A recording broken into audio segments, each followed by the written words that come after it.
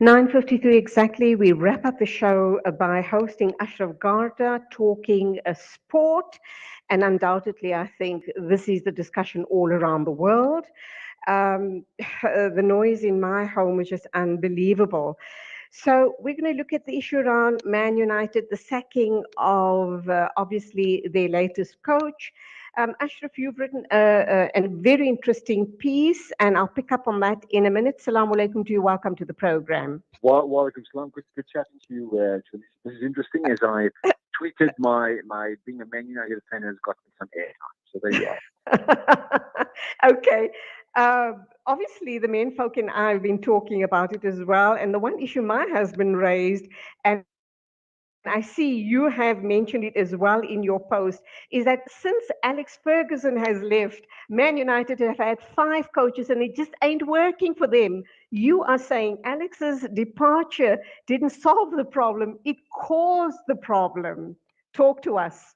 Well, I mean, look, to be fair, I mean that's cynical in the sense that he was at an age where he stayed on even about 7 or 8 years longer than when he initially wanted to retire. But as caused the problem, it caused the problem of succession. Because it's incredible that even when he quit, right, they had no clear succession plan. Now, we're talking about a global football club. We're talking about a global empire. We're talking about something.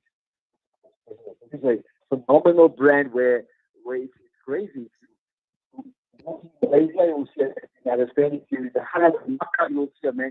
Okay, Ashraf, let me stop you there. You're breaking up. I'm not hearing you clearly. You just want to turn around or do something so we can get you clearly, please? Yeah, hopefully, can you hear me now? Okay, now, perfect. Just Yeah. remain where you are. So my point was that, I mean, this is a global brand, and when Alex Ferguson retired, as he should have retired, because I mean he was old, right? And a phenomenal manager. The problem was that they seemed to have had no clear succession plan. So, like, what would they think when the guy as old as him was going to step down finally? Were things just going to fall into place? And since then, as your husband has made the point, that a series of managers has not been able to solve the problems of the most successful club in English football. And it's a hugely worrisome thing for Manchester United, because I'm not just talking about it as a fan. I'm talking about United as a global brand that is, if they don't solve their problem, they can very quickly slip into, what I call mid-table mediocrity, because that has happened to many other clubs around the world. You just become rather anonymous. Okay, you also raise a very important issue, and that is regarding the board. The board is appointed by the shareholders, and that makes holding the board to account all the more complex. It's very easy, as you rightly say, to be critical of the players, the managers, and the fans too, but it's that much more difficult to tell the owners of a house to vacate their own home. So, really a complex situation, is it not? Yeah, it is. And football's different that in the sense that the fans don't own the club, but the fans own the club. In the same way that listeners don't own Salam Media, but listeners own Salam Media because they have an emotional connection with the brand. And without the listener, you know that your conversation with me is actually meaningless. We need listeners, we need viewers to connect. So in the same way, football clubs need supporters to be absolutely behind the football club. But having said that, the way the clubs are structured, that they owned as a business, that our voting as a supporter and fanatics and investing so much of our emotional time with the clubs doesn't convert into actual votes the way you would vote for a political party or choose not to vote for a political party. So in many ways, you are powerless when it comes to the real decisions that are being taken. Okay, from the outside looking in, it is absolutely critical that they get the right person for this job. Is there such a person out there? Do you have anybody in mind? And as you know, it's always easy to be objective from the outside. What do you believe needs to happen now? Well, I mean, I like the way you said, do I have any in mind? Like as if I have the choice to make a decision. No, I don't, right? We're I think the right engaging as person, outside but the truth is, observers, but and we all have opinions about this yeah, issue. but the truth is, the right person would be the person that wins them a league title. Which actually means the right person will only be known after the event, not before the event, right? Having said that, the difference between what has happened to Manchester United post Ferguson, the head David Moyes was chosen one by Ferguson, who has never won anything in his life. An honest coach who won nothing, right? Then they had Louis van Gaal, who won many things, but quite erratic in his own ways of managing things. And he couldn't deliver for Man United. He was sacked, and he was very bitter because he felt he had a lot more to offer, right? Then we had Jose Mourinho, who's won so much with Porto, with Chelsea, with Real Madrid, with Inter Milan. He's done it all. And the chosen one, couldn't deliver for Manchester United, and he left. I think very bitter and a broken club. Can I just stop you there, Ashraf? I quite liked the man.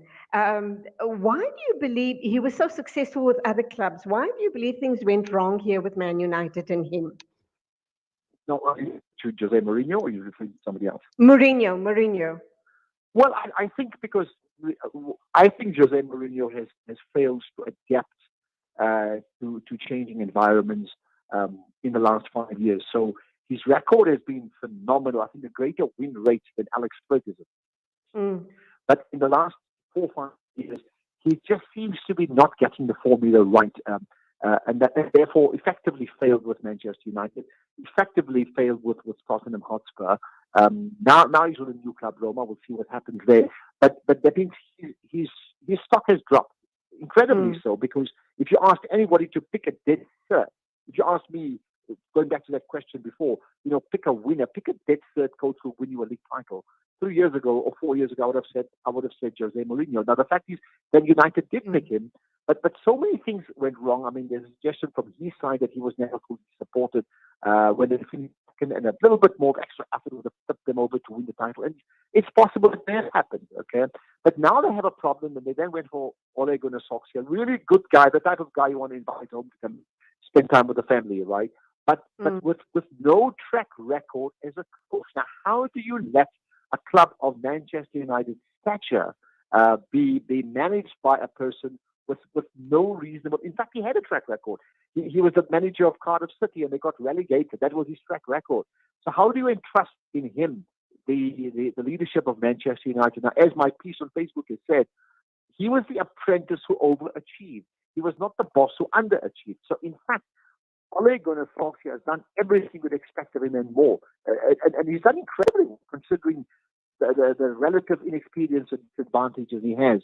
But ultimately, for a club of Manchester United's stature, it's win the title or bust, and they've not done that, and they've never looked like winning the title, even though they finished second last year. Okay, we need to leave it there. Your final comments. Well, I think for many people, to pick up a term, my last word, the home ground is called Old Trafford. If United don't sort out, but soon it will just be called Old Trafford with an inverted commas, and less named the theatre. The dreams will not come back, and it's a leadership problem that organizations and countries and clubs and even political parties like the ANC faces. How do you change and adapt and keep on winning without losing ground? And that's the challenge Manchester United are facing right now. So simply put, adapt or die.